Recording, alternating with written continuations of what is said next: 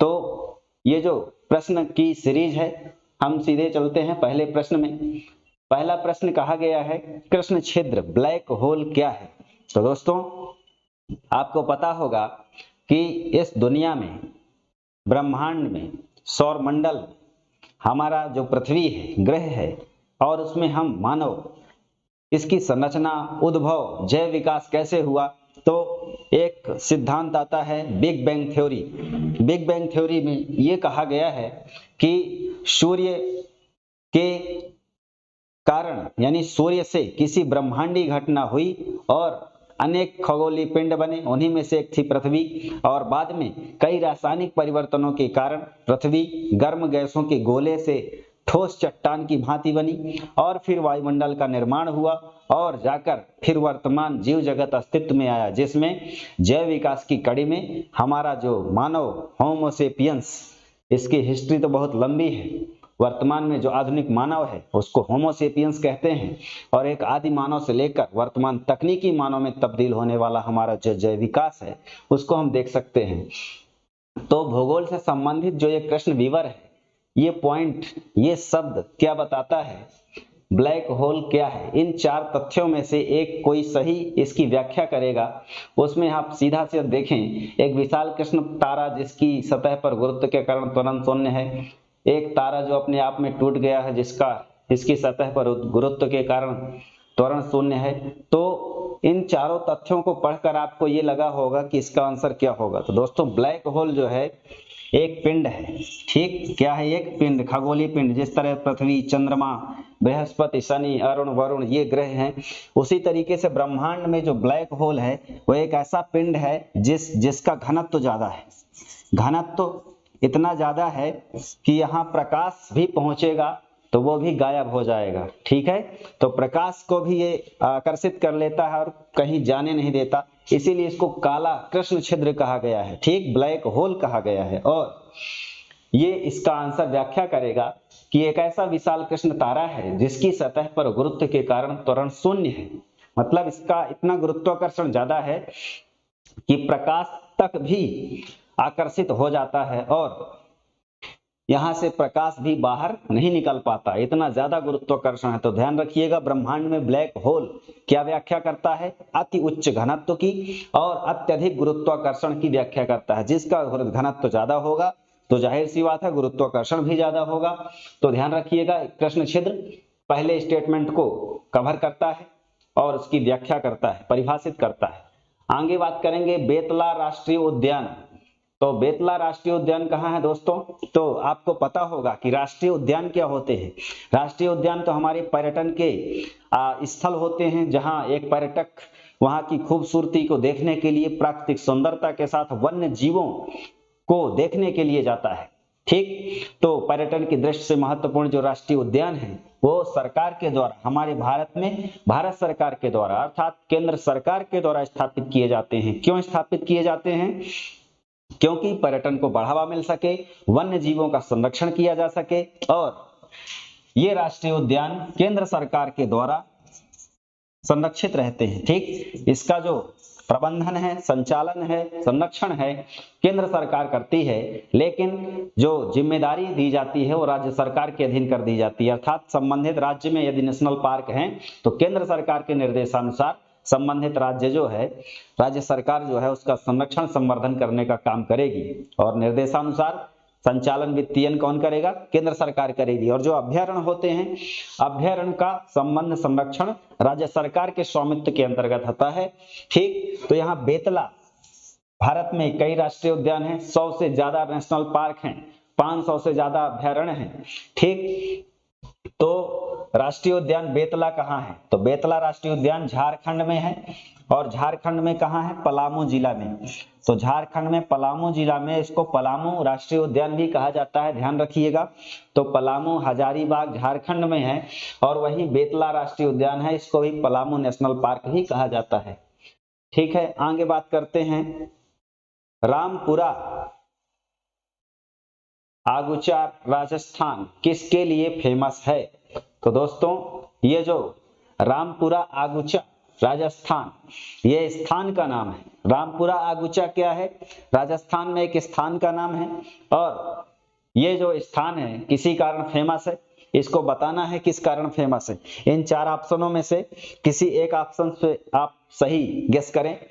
तो ये जो रामपुरा आगुचा है राजस्थान के भीलवाड़ा जिले में है, और राजस्थान का जो भीलवाड़ा जिला है, यहाँ जस्ता और जिंक यानी जस्ता को जिंक ही कहते हैं, जिंक और सीसा इन दोनों की खदान है। ठीक है, जिंक और शीशे की क्या है? खदान है। रामपुरा आगुचा में ये राजस्थान में है, तो शीशे की खदान के लिए फेमस है, जिंक के उत्खनन के लिए फेमस है, और यहाँ हिंदुस्तान जिंक लिमिटेड द्वारा कारखाना भी लगाया गया है उत्खनन के लिए। तो शीशा और जिंक दोनों सही हो जाएंगे। ठीक, ध्यान रखिएगा। आगे बात करते हैं नेक्स्ट प्रश्न की। तो कानन देवन चाय बागान क्षेत्र किस राज्य में अवस्थित है? तो दोस्तों कानन देवन चाय बागान, ठीक, चाय बागान, चाय कैसी फसल है? चाय एक बागवानी फसल है। ठीक, जिन फसलों के उत्पादन के लिए बागान बनाए जाते हैं, ठीक, बागवानी की जाती है, उन फसलों को हम क्या कहते हैं? बागानी फसलें। ठीक, जैसे अंगूर की खेती है, चाय की खेती है, इनको हम बागानी फसलों के अंतर्गत रखेंगे। तो चाय बागान क्षेत्र कानन देवन कहाँ स्थित है? तो कानन देवन चाय बागान क्षेत्र जो है स्थित है ये केरल में। ठीक है, कहाँ स्थित है? केरल में स्थित है, ध्यान रखिएगा। कानन देवन चाय बागान क्षेत्र कहाँ स्थित है? केरल राज्य में स्थित है। तो केरल राज्य में ये क्षेत्र आपको मिल जाएगा।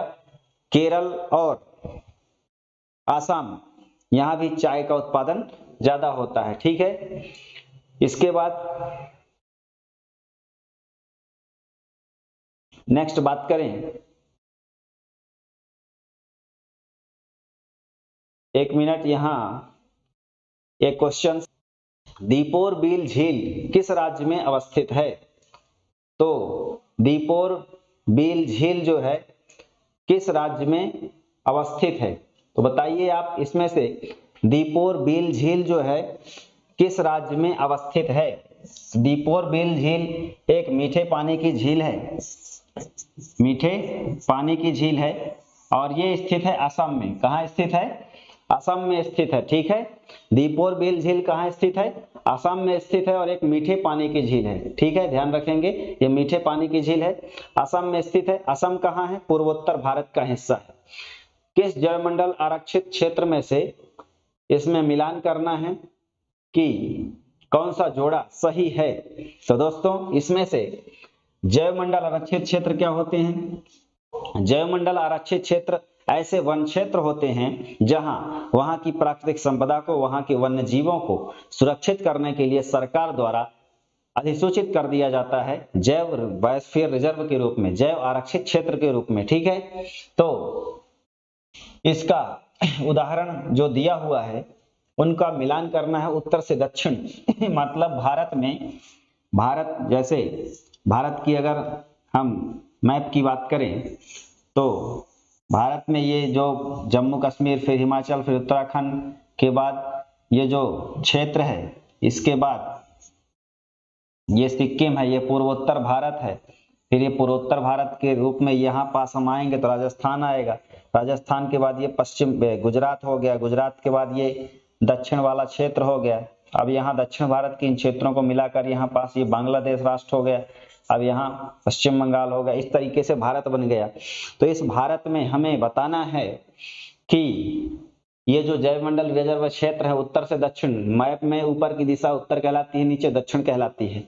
तो इसमें से मिलान करना, नंदा देवी कहाँ है? नंदा देवी बायोस्फीयर रिजर्व उत्तराखंड में है। ठीक है, कहाँ है ये? उत्तराखंड में। तो ये तीसरा हो जाएगा। फिर पूछ रहा है कंचनजंगा, ये चौथा ऑप्शन है। कंचनजंगा कहाँ है? सिक्किम में है। तो कंचनजंगा कहाँ होगा? सिक्किम में। तो सबसे उत्तर में क्या है? सबसे उत्तर में है नंदा देवी। पहला क्या होगा? नंदा देवी। इसमें तीसरा कौन सा है? ये वाला। फिर चौथा नंबर नंदा देवी, कंचनजंगा। कंचनजंगा कहाँ है? सिक्किम में है। ठीक है, तो ये हो जाएगा आंसर चौथा। फिर आएगा अगस्त माला और शेषाचलम। तो शेषाचलम बायोस्फीयर रिजर्व जो है ये आंध्र प्रदेश में स्थित है। तो शेषाचलम कहाँ है? आंध्र प्रदेश में स्थित है। और अगस्तमलाई जो रिजर्व है वो तमिलनाडु केरल के पास है, चौथा नंबर है। तो सबसे दक्षिण में कौन है? चौथा नंबर अगस्तमलाई यानी दूसरा नंबर वाला। तो ये अगस्तमलाई सबसे दक्षिण में है, तो 2 ऑप्शन इसमें लास्ट में होगा, यानी ये वाला सही ऑप्शन है। तो सबसे उत्तर में नंदा देवी उत्तराखंड में, उसके बाद दक्षिण में यानी दिशा अगर माने तो कंचनजंगा सिक्किम में, शेषचलम आंध्र प्रदेश में, और फिर तमिलनाडु में अगस्तमाला। ठीक है, तो इसका आंसर ये हो जाएगा। आगे बात करते हैं, बोध घाट परियोजना किस नदी पर बनाई जा रही है? तो दोस्तों बोध घाट परियोजना जो है इनमें से किस नदी पर बनाई जा रही है बताएं?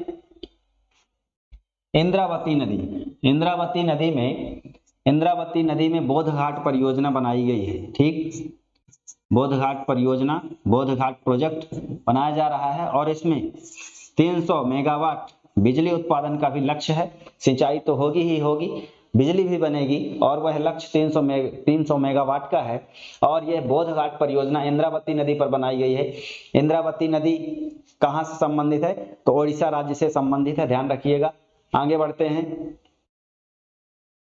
भौगोलिक क्षेत्र की दृष्टि से भारत का सबसे बड़ा जिला कौन सा है? तो दोस्तों भौगोलिक क्षेत्र की दृष्टि से, भौगोलिक क्षेत्र क्या होता है? क्षेत्रफल, एरिया। ठीक, तो ज्योग्राफिकल एरिया की दृष्टि से भारत का सबसे बड़ा जिला, तो सबसे बड़ा जिला कौन सा होगा? इनमें से सबसे बड़ा जिला है कच्छ।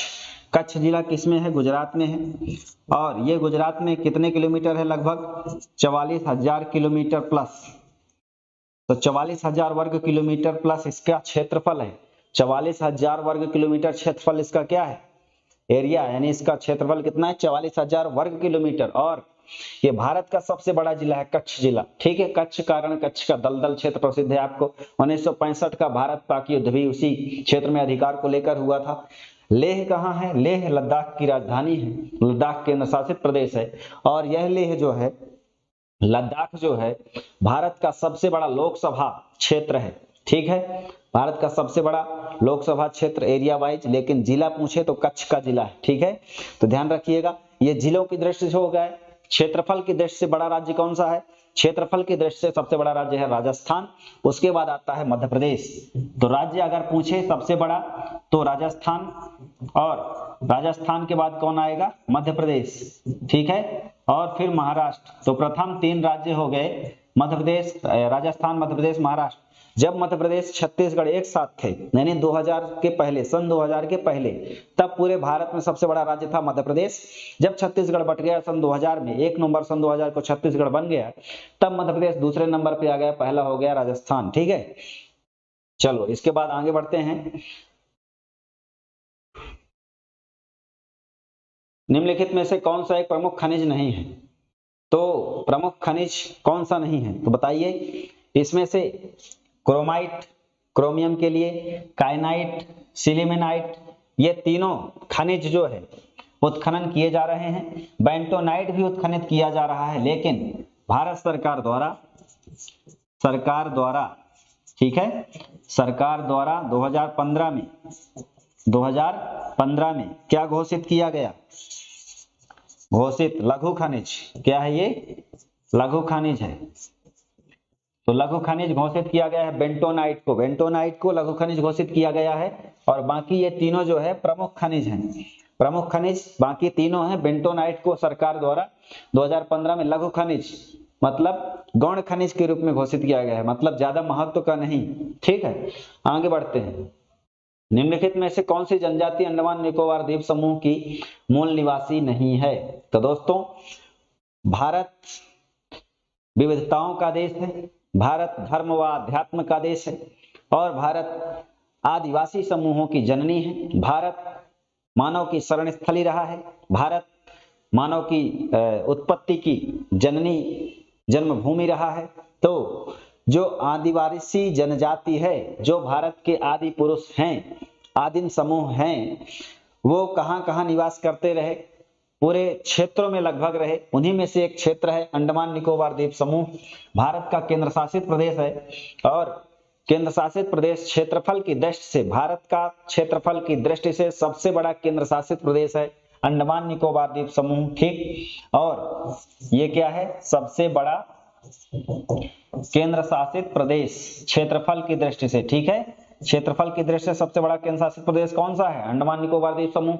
जनसंख्या की दृष्टि से सबसे बड़ा केंद्र शासित प्रदेश कौन सा है, तो सबसे बड़ा केंद्र शासित प्रदेश जनसंख्या की दृष्टि से दिल्ली है, दिल्ली, ठीक। अब यहाँ पूछ रहा है कौन सी जनजाति निवास नहीं है, तो वहां जनजाति जो निवास करती है वो हालचू करती है, ओंगे करती है, सोमपेन करती है, सेंटिनलीज करती है, सेंटिनलीज जनजाति, ओंगे जनजाति, जारवा जनजाति, ठीक, सोमपेन जनजाति, हालचू जनजाति, सोमपेन जनजाति, सेंटिनलीज, जारवा, ये जनजातियां अंडमान निकोबार द्वीप समूह की हैं।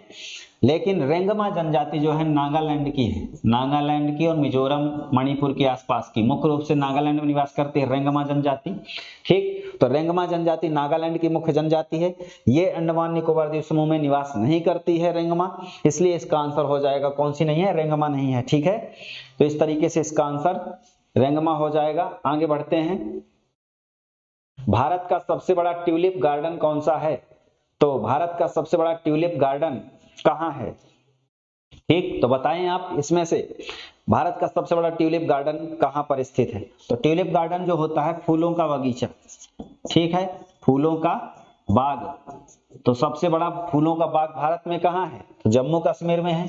जम्मू कश्मीर में कहाँ है, श्रीनगर में है, जम्मू कश्मीर में कहाँ, श्रीनगर में स्थित है, ध्यान रखिएगा जम्मू कश्मीर में कहाँ स्थित है, श्रीनगर में स्थित है, ठीक है। आगे बढ़ते हैं, वरुण ग्रह की खोज किसके द्वारा की गई थी दोस्तों, वरुण ग्रह सौरमंडल का, वरुण ग्रह जो है सौरमंडल का एक ग्रह है और यह सौरमंडल का 8वां ग्रह है। सौरमंडल का कौन सा ग्रह है, 8वां ग्रह है, ठीक है, सौरमंडल का कौन सा ग्रह है, 8वां ग्रह है। वर्तमान में सौरमंडल में, हमारे सौरमंडल में 8 ग्रह अधिसूचित हैं। प्लूटो को ग्रहों की बिरादरी से अलग कर दिया गया है, ठीक है, प्लूटो को ग्रहों की बिरादरी से अलग कर दिया गया है। यदि आप हायरार्की की बात करें तो सबसे बड़ा होता है क्या,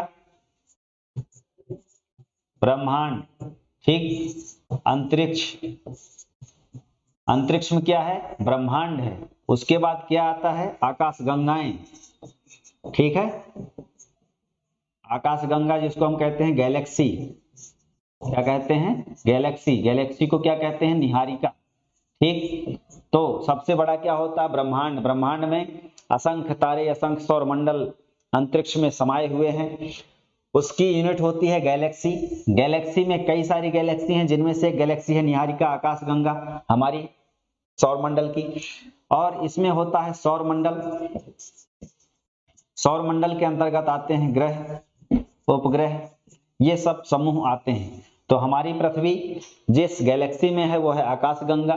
आकाशगंगा किसमें है, सौरमंडल में है। और सौरमंडल जो सौरमंडल है वो आकाशगंगा में है। आकाशगंगा जो गैलेक्सी है वो अंतरिक्ष में, ब्रह्मांड में है और कई ऐसी सारी तारों का समूह है, ठीक। तो इस प्रकार से जो इसकी स्ट्रक्चर है उसमें हमारा जो सौरमंडल है, सौरमंडल में 8 ग्रह हैं। 9वें ग्रह के प्लूटो को हटा दिया गया है। क्यों हटा दिया गया है, क्योंकि इसकी कक्षा अन्य ग्रह की कक्षा को काटती थी और ये अपना गोल स्वरूप भी धारण नहीं कर सका। अत्यधिक दूर होने के कारण इसको बौने ग्रहों की श्रेणी में रखा गया है। पूछा जा रहा है कि वरुण ग्रह की खोज किसने करी थी, तो वरुण ग्रह की खोज करने वाले वैज्ञानिक का नाम है जोहान गाले। विलियम हार्सेल ने 1781 में खोज करी थी अरुण ग्रह की। और क्लाइड टॉम्बे जो थे ये 1930 में प्लूटो की खोज किए थे, ठीक है, ध्यान रखेंगे। इन तीनों विद्वानों के नाम, वैज्ञानिकों के नाम, ये टॉम्बे जो हैं प्लूटो की खोज करता है, जहान गाले वरुण की और विलियम हार्सेल अरुण ग्रह की। अरुण ग्रह शुक्र ग्रह की भांति पृथ्वी जो ग्रह सूर्य का चक्कर है वो पूर्व से पश्चिम की ओर लगाता है, जबकि बाकी सभी ग्रह जो है इसके चक्कर पश्चिम से पूर्व की ओर लगाते हैं। अब एक प्रश्न पूछा गया है वर्ल्ड ज्योग्राफी से रिलेटेड कि मानचित्र पर समान दबाव वाले क्षेत्रों वाली रेखा को क्या कहा जाता है। तो मानचित्र में जो समान तापमान हो, समान दाब हो, ऐसे स्थानों को मिलाने वाली जो रेखा बनाई जाती है उसको आइसोबार कहते हैं। और बार क्या है, दबाव का मात्रक है। तो आइसो मतलब होता है समान, समान दाब वाले स्थानों को मिलाने वाली रेखा को हम आइसोबार कहते हैं, ठीक है। आगे बढ़ते हैं, दुर्बलतम मंडल पृथ्वी के किस परत पर पाया जाता है? तो जो दुर्बलतम मंडल है ये किस परत पर पाया जाता है बताएंगे। दुर्बलतम मंडल होता क्या है? दुर्बलतम मंडल एक ऐसा मंडल है जो कमजोर होता है ना। कमजोर कैसे होता है? इसमें जो ऊपर की चट्टान है वो नीचे की द्रवित चट्टान पर तैरती रहती है, यानी फिसलती रहती है। तो ये जो है फिसलन होगी और ये द्रवित रूप में प्लास्टिक अवस्था में नीचे की परत होगी। तो हमारी जो पृथ्वी है इसका जो सबसे ऊपर का भाग है भूपर्पटी है और इसके बीच का भाग प्लास्टिक अवस्था में है और यही जो चट्टान स्थल मंडल स्थित है वो इस प्लास्टिक अवस्था के ऊपर तैरता है यानी फिसलता है, उसी को हम कहते हैं दुर्बलतम मंडल। और यह किस परत में पाया जाता है? तो मेंटल में पाया जाता है। कैसे? सबसे ऊपर होती है क्रस्ट, उसके बाद होता है मेंटल और सबसे जो अंदर होता है नीचे उसको कहते हैं क्रोड। तो जो बीच की परत है मेंटल वो दुर्बलतम मंडल में है और यह तैरती रहती है नीचे की प्लास्टिक अवस्था की सतह पर। ठीक है, तो इसका आंसर हो जाएगा मेंटल। आगे बात करते हैं भूकंप की विनाशक तरंगें क्या होती हैं। तो दोस्तों पृथ्वी में भूकंप कब आता है? पृथ्वी में एक भूगर्भिक हलचल होती है। ठीक, भूगर्भिक हलचल में पृथ्वी जिन चट्टानों से मिलकर बनी हुई है उसमें अंदर के ताप के कारण, दाब के कारण कई घटनाएं होती हैं और उन रासायनिक प्रक्रियाओं के फलस्वरूप चट्टानों में परिवर्तन होता है, यानी सिकुड़न होता है, वलन होता है, मुड़ाव पड़ता है, जिसके कारण भूकंप की उत्पत्ति होती है। और इस भूकंप के कारण कई सारी तरंगें उत्पन्न होती हैं, जिसमें से प्रमुख तरंगें होती हैं 3 PSL। P होती है प्राइमरी तरंगे, कहीं भूकंप आएगा तो सबसे पहले यही तरंगे पहुंचती हैं। ठीक है, ये स्थल जल दोनों भागों में जाती हैं। सेकेंडरी तरंगे केवल ठोस भाग में पहुंचती हैं और एल तरंगे धरातलीय स्थान पर पहुंचती हैं। और ये कैसी चलती हैं? ये चलती हैं जिग जैग। ठीक है, तो इसके कारण ये जिग जैग तरीके से चलती हैं, सर्वाधिक विनाशकारी होती हैं। एल तरंगों को लव तरंगे भी कहते हैं क्योंकि इसकी खोज HD लव नामक वैज्ञानिक ने की थी। तो सर्वाधिक विनाशकारी कौन सी हैं? एल तरंगे हैं। ठीक है, आगे हम बात करेंगे नेक्स्ट प्रश्न की ओर। तो सरंध्र चट्टानें किसे कहते हैं? तो ऐसी शब्दावली जो भूगोल से संबंधित है और आपको समझ में न आए तो इसको संधि विच्छेद करके देखें, शब्द को तोड़ करके देखें। स मतलब होता है और र मतलब क्या होता है? तो स मतलब सहित और रंध्र का मतलब होता है छिद्र। तो ऐसी चट्टान जिसमें छिद्र हो, ठीक है, उस छिद्रित चट्टान को हम क्या कहेंगे? अवसादी चट्टान। ठीक है, अवसादी चट्टानें परतदार चट्टानें होती हैं। इनमें से पानी ऊपर से परत होकर नीचे तक जा सकता है जमीन के अंदर। तो कोयला वगैरह इस चट्टान में पाया जाता है। ठीक, आग्नेय चट्टानें सबसे कठोर चट्टानें होती हैं, इसीलिए जिस जमीन में आग्नेय चट्टानें होंगी वहां आप बोरिंग कितना भी गहराई में करेंगे पानी नहीं मिलने वाला। और अवसादी चट्टानें जहां होती हैं वहां कोयला आदि परतों आदि खनिज पाए जाते हैं और इन्हें ही सरंध्र चट्टानें कहते हैं, मतलब ऐसी चट्टानें जिसमें छिद्र पाए जाते हैं। आगे बढ़ते हैं, ग्रेनाइट का रूपांतरण किस चट्टान में होता है? किस चट्टान में होता है ग्रेनाइट का? तो आपको पता होगा कि हम 3 प्रकार की चट्टानें पढ़ते हैं, एक होती है आग्नेय, एक होती है अवसादी और एक होती है कायांतरित। इन चट्टानों का जो रूप है, जो उत्पत्ति है, उसके आधार पर 3 भागों में बांटा गया है।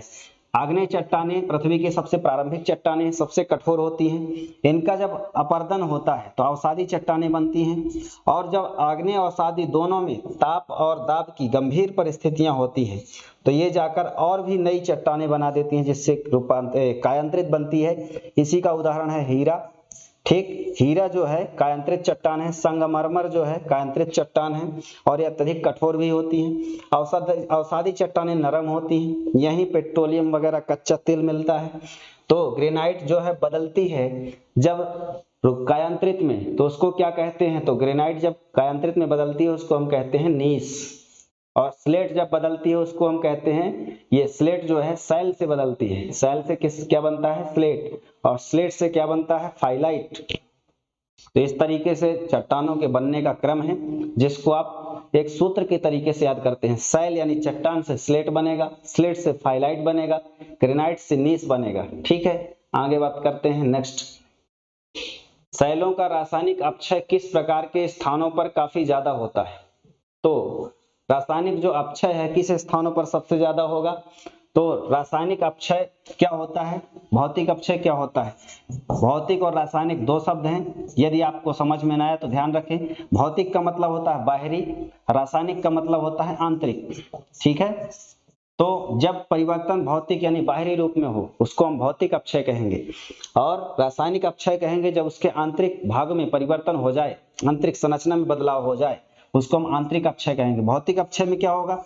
टूटना फूटना, ठीक। चट्टान जब टूट फूट कर छोटे टुकड़ों में बट जाए, यानी बड़ी चट्टान छोटी चट्टानों में बट जाए, उसको हम क्या कहेंगे? भौतिक अपक्षय। और रासायनिक अपक्षय क्या? जब बड़ी चट्टान नरम चट्टानों के रूप में मिट्टी में बदल जाए, उसको हम क्या कहेंगे? रासायनिक अपक्षय। और ये जो है अपक्षय कब ज्यादा होता है? तो ज्यादा तब होता है जब उष्ण और आर्द्र जलवायु वाला स्थान होगा, ठीक है। गर्मी ज्यादा होगी और आर्द्रता ज्यादा होगी। तो आपको पता होगा कि जब बारिश होती है गर्मी में, तो गर्मी में जब सबसे ज्यादा गर्मी पड़ जाती है और फिर उसके बाद वर्षा होती है, तो मृदा अपरदन ज्यादा होता है। क्या होता है? मृदा अपरदन ज्यादा होता है। तो इसी कारण से रासायनिक अपक्षय के कारण से ज्यादा मृदा अपरदन होता है, अर्थात जो जमीन जिसमें मिट्टी रहती है उसमें भुरभुरापन आ जाता है, और जब वर्षा होती है उस भुरभुरापन के कारण उसका कटाव ज्यादा होता है। इसका आंसर क्या हो जाएगा? इसका आंसर हो जाएगा अधिक दाब और आर्द्र वाली जलवायु वाले क्षेत्रों में। कौन सा वायुमंडल के स्तरों पर उनके विलक्षणों से सुमेलित नहीं है? तो बताइएगा इसमें से वायुमंडल के स्तरों में कौन सा सुमेलित नहीं है? तो कुछ वायुमंडल की परतें हैं, उनका मिलान बताना है। क्षोभ मंडल क्या है? मौसम संबंधी घटनाएं। समताप मंडल, ओजोन परत, आयन मंडल, पृथ्वी की सतह की ओर परावर्तित रेडियो तरंगें। मध्य मंडल, ध्रुव ज्योति। तो दोस्तों ये है हमारी पृथ्वी, और यहां से एक आता है क्षोभ मंडल, ठीक। इसको क्या बोलते हैं? क्षोभ मंडल। फिर एक होता है समताप मंडल, ठीक। और समताप मंडल के बाद आता है मध्य मंडल, इसके बाद आता है आयन मंडल, फिर होता है बाह्य मंडल, ठीक। ये क्या है? आयन मंडल है, ये है मध्य मंडल, और ये है समताप मंडल, ठीक। और ये कौन सा है? क्षोभ मंडल। यहीं जो है बादल वगैरह बनते हैं, वर्षा होती है, ठीक। और यहीं जो है गैसें बहुत ज्यादा होती हैं, यहाँ घनत्व ज्यादा होता है, मौसम संबंधी घटनाएं होती हैं, ग्रीन हाउस प्रभाव होता है यहीं, ठीक। सारी मौसम संबंधी गतिविधियां कहाँ होंगी? क्षोभ मंडल में होंगी। तो ये वाला तो सही हो गया। समताप मंडल में ओजोन परत, तो ये भी सही है। यहाँ 20 से 35 किलोमीटर की ऊंचाई पर ओजोन परत पाई जाती है, जो अल्ट्रावायलेट किरणों से यानी सूर्य की हानिकारक परावैंगनी किरणों से हमारी रक्षा करती है। कैसे रक्षा करती है? वो अल्ट्रावायलेट किरणों को अवशोषित कर लेती है। उसके अंदर एक ऐसी क्वालिटी है ओजोन परत में जो उस किरणों को आकर्षित कर लेती है, और वो किरणें पृथ्वी में नहीं आ पाती, और यदि पृथ्वी पर आ जाएंगी तो हमारी त्वचा जलने लगेगी, इतना हानिकारक होती है, और पृथ्वी में जीवधारियों में कैंसर जैसे रोग उत्पन्न हो जाएंगे। और उस उस विकिरण के तेज प्रभाव के कारण यहाँ जो है जीवन दुष्भर हो जाएगा, दुष्कर हो जाएगा। इसलिए उसको ओजोन परत को पृथ्वी का रक्षा कवच कहा जाता है। क्या कहा जाता है? रक्षा कवच। लेकिन हमारी भौतिकवादी विलासिता वाली संपूर्ण संस्कृति ने, मानव संस्कृति ने, एसी रेफ्रिजरेटर के द्वारा जो फ्रियान गैस का उत्सर्जन होता है क्लोरोफ्लोरोकार्बन का, उसके कारण ओजोन परत का क्षरण कहीं ना कहीं हो रहा है, क्योंकि उसमें जो क्लोरीन गैस है, उस क्लोरीन के कारण जो O2 से O3 का बनना है, वो रासायनिक संगठन, वो क्रिया बाधित होती है और उसमें विलंब होता है। इसी कारण ओजोन परत में आप एक शब्द सुने होंगे, ओजोन होल, ओजोन छिद्र। ओजोन में छिद्र हो जाना। ओजोन में छिद्र हो जाने का मतलब ये नहीं कि उसमें छिद्र हो गया, इसका मतलब है कि ओजोन परत कमजोर हो गई है, ठीक है, वो सघन उस रूप में नहीं रह गई है। मध्य मंडल में क्या होता है? मध्य मंडल में उल्का पिंड नष्ट हो जाते हैं। उल्का पिंड जो अंतरिक्ष से गिरते हैं वो यहाँ नष्ट हो जाते हैं। लेकिन यहाँ क्या लिखा? ध्रुव ज्योति। ध्रुव ज्योति ये कथन गलत है, क्योंकि मध्य मंडल में उल्का पिंड नष्ट होते हैं, और ध्रुव ज्योति जो है ध्रुवीय क्षेत्र में पाई जाती है, उत्तरी ध्रुव और दक्षिण ध्रुव में पाई जाती है। तो ये वाला कथन गलत है। आयन मंडल में पृथ्वी की सतह की ओर परिवर्तित रेडियो तरंगे। आयन मंडल में यहाँ जो सैटेलाइट के लिए रेडियो तरंगे हैं वो बकायदा यहाँ से मिलती हैं, यहाँ से ट्रांसमीटर, वो जो हमारा रेडियो संचार सिस्टम है वो इससे संचालित होता है। यहाँ से जो परावर्तित रेडियो तरंगे हैं वो हमारे संचार तंत्र को सहायता प्रदान करती हैं। तो ये संचार मंडल भी कहलाता है। आयन मंडल को क्या कहते हैं? संचार मंडल भी कहते हैं, ध्यान रखिएगा, ठीक। और संताप मंडल के जो नीचे वाली परत होती है क्षोभ मंडल के ऊपर, ये जो परत है जेट विमानों के लिए क्या होती है? जेट विमानों के लिए जो है अनुकूल होती है, इसीलिए यहाँ पास क्या चलते हैं? जेट विमान चलाए जा सकते हैं और जेट विमान के लिए आदर्श दशा होती है, इसीलिए क्षोभ मंडल के ऊपर, बादलों के ऊपर ये हवाई उड़ान होता है ज्यादातर, ठीक। तो इस तरीके से इसका आंसर हमने देखा। आगे बढ़ते हैं। रोरिंग फोर्टिज शब्द प्रयुक्त होता है, किसके लिए प्रयुक्त होता है? तो साथियों रोरिंग फोर्टिज इंग्लिश में है, इसका मतलब होता है गरजता चालीसा। क्या होता है इसका मतलब? गरजता चालीसा। गरजता चालीसा क्या होता है? गरजता चालीसा एक पवन का नाम है और यह पवन जो है इसमें दक्षिणी अक्षांश के मध्य ये जो है चलती हैं। सशक्त समुद्री हवाएं 400 से 640 डिग्री है, ध्यान रखिएगा, ये 40 डिग्री से 60 डिग्री अक्षांश, ठीक है। क्या रखेंगे? 40 डिग्री से 60 डिग्री अक्षांश दक्षिण में, ठीक है। कहाँ है? दक्षिण में। तो हमारा जो पृथ्वी है, पृथ्वी में ये भूमध्य रेखा है, इसके बाद ये 40 डिग्री अक्षांश है और यहाँ जो है पछुआ हवाएं यहाँ से चलती हैं पश्चिम से 40 डिग्री से 60 डिग्री अक्षांश में। तो जो 40 डिग्री पर चलती है उसको हम क्या कहते हैं? गरजता चालीसा। और ये जो है बहुत तीव्र गति से आवाज करते हुए चलती हैं और तीव्र गति से चलती हैं, इसीलिए हम इनको क्या कहते हैं? गरजता चालीसा कहते हैं। और यहाँ जो है इस स्थान पर कोई नाविक जहाज को नहीं ले जा सकता क्योंकि बहुत खतरनाक होती हैं, ठीक। तो इनको गरजता चालीसा कहा गया है। आगे बात करते हैं। इसके अलावा भी इनके कई नामकरण है। 50 डिग्री पर प्रचंड पचासा, 60 डिग्री पर चिखता साठा, ये ध्यान रखिएगा, ये पछुआ पवन है, इनके नामकरण है, दक्षिणी अक्षांश में पाई जाती हैं और ये पछुआ पवनों का नामकरण है, ठीक है। आगे बात करते हैं। हिमालय के किस भाग पर करेवा भू आकृति पाई जाती है? तो करेवा भू आकृति क्या है? तो करेवा जो भू आकृति है ये वास्तव में एक प्रकार के मैदान है, घाटी है और ये कश्मीर घाटी में जो झीलों के निक्षेप स्थान है, झीलों के निक्षेपण से, ठीक है, झीलों के निक्षेपण से मैदान का निर्माण हुआ है, ठीक। मैदान घाटी जो बनी है उसी को हम कहते हैं करेवा। और करेवा मिट्टी, वहां जो उपजाऊ मिट्टी बनी है, करेवा मिट्टी बनी है, वो उपजाऊ होती है और उस उपजाऊ मिट्टी में केसर की खेती होती है। किसकी खेती होती है? केसर की खेती। उस पर्वतीय क्षेत्र के हिस्से में वहां आदर्श जलवायु और मिट्टी के कारण केसर की खेती होती है। केसर बहुत महंगा है, उपयोग तो आप जानते ही होंगे, मिठाई बनाने में भी होता है। और ये जो प्राप्ति है कहाँ होती है? कश्मीर घाटी में। और हालांकि अब कश्मीर, जम्मू, उसमें सिक्किम में भी इसके प्रयास हो रहे हैं उत्पादन के। भूवैज्ञानिक दृष्टि से मध्य प्रदेश किसका भाग है? तो दोस्तों गोंडवाना लैंड का भाग है मध्य प्रदेश। हमारा जो प्रायद्वीपीय पठार का हिस्सा है ये जो है ऑस्ट्रेलिया, जो ऑस्ट्रेलिया महाद्वीप है वो भी, और ये साथ ही साथ जो अफ्रीका है, अफ्रीका, तो ये तीनों जो है गोंडवाना लैंड के भाग थे। किसके भाग थे? गोंडवाना लैंड के। यानी वेगनर ने जो 1912 में एक सिद्धांत दिया था महाद्वीपीय विस्थापन का, उसमें उन्होंने बताया था कि जब पृथ्वी की उत्पत्ति हुई थी तो एक पहले पूरा स्थल भाग था, उसको नाम दिया गया था पैंजिया। जब उसका विस्थापन हुआ, विघटन हुआ, तो वो 7 छोटे छोटे महाद्वीपों में बट गया, ठीक है, 7 छोटे छोटे महाद्वीपों में बट गया। पहले जो 7 छोटे छोटे महाद्वीप हैं उसके पहले क्या बटा था? 2 भागों में बटा था। यानी पहले जो पैंजिया था वो 2 भागों में बटा था, एक का नाम था अंगारा लैंड, दूसरे का नाम था गोंडवाना लैंड। उसी गोंडवाना लैंड के बाद यहाँ अफ्रीका बना, दक्षिण में दक्कन का पठार यानी प्रायद्वीपीय पठार भारत का बना, ऑस्ट्रेलिया बना। तो ये किसका भाग था? ये गोंडवाना लैंड का भाग था, ठीक है। और उत्तरी जो अंगारा लैंड था उत्तरी अमेरिका में टूट गया, एशिया में टूट गया, यूरोप में टूट गया। तो ऐसे टोटल 7 महाद्वीप बने थे। तो इसका आंसर हो जाएगा गोंडवाना लैंड। नेलांग घाटी किस राज्य में अवस्थित है? तो दोस्तों नेलांग घाटी जो है उत्तराखंड राज्य में अवस्थित है। नेलांग घाटी कहाँ स्थित है? उत्तराखंड राज्य में स्थित है। यहाँ कई घाटियां हैं, जैसे फूलों की घाटी है, ठीक, तो ध्यान रखिएगा फूलों की घाटी कहाँ है? ये उत्तराखंड में है।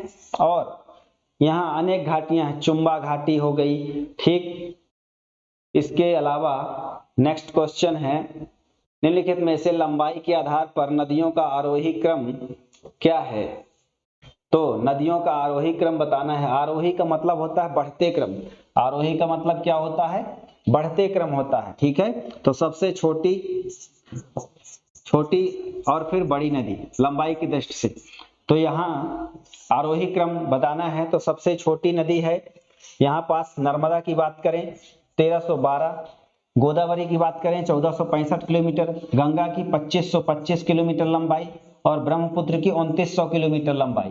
तो इस तरीके से ये वाला आंसर सही हो जाएगा। ठीक, आगे बात करते हैं नेक्स्ट प्रश्न की। वायुमंडल की निम्नलिखित संगठक गैसों पर विचार करें और बताया गया है, क्वेश्चन में पूछा गया है कि इनकी आयतन की प्रतिशत के अनुसार उपरोक्त गैसों का सही अवरोही क्रम क्या होगा। तो आरोही अवरोही आप ध्यान रखें, आरोही का मतलब होता है बढ़ते क्रम, ठीक। बढ़ते क्रम का मतलब सबसे पहले छोटा, फिर उससे बड़ा, सबसे लास्ट में सबसे बड़ा। अवरोही का मतलब होता है घटते क्रम, अवरोही का मतलब घटते क्रम। इसका मतलब क्या होता है, सबसे बड़ा फिर छोटा छोटा ऐसे करते चले जाएंगे, ठीक है। और बढ़ते क्रम में आरोही में सबसे पहले छोटा, फिर छोटा, फिर उससे बड़ा, फिर उससे बड़ा, फिर उससे बड़ा, फिर सबसे बड़ा, ऐसे। तो आरोही अवरोही। अब इसमें पूछा गया अवरोही मतलब घटते क्रम में, तो सबसे पहले वो हम गैस बताएंगे जो सबसे ज्यादा होगी।